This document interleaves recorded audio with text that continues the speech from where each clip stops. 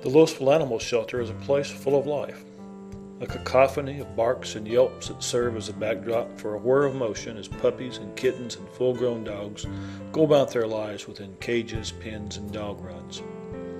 The animals are well fed, well cared for, and provided as much love as can be spread among literally dozens of cats and dogs.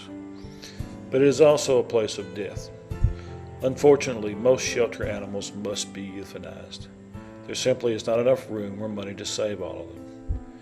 Nationally, accurate statistics are difficult to obtain, but depending on the source, as many as 75 to 80% of animals in shelters are euthanized.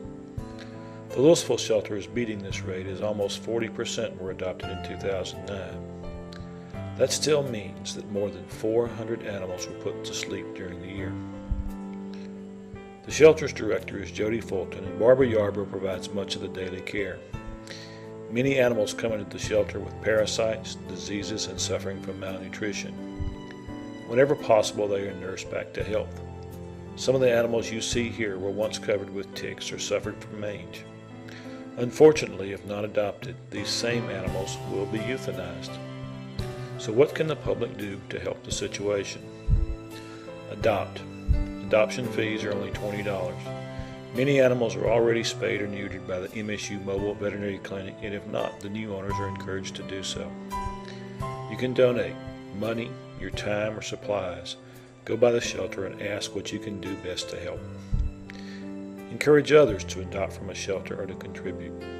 But most importantly, have your pets spayed or neutered. There are simply too many animals to adopt. Owning a pet is a financial responsibility that not everyone can undertake.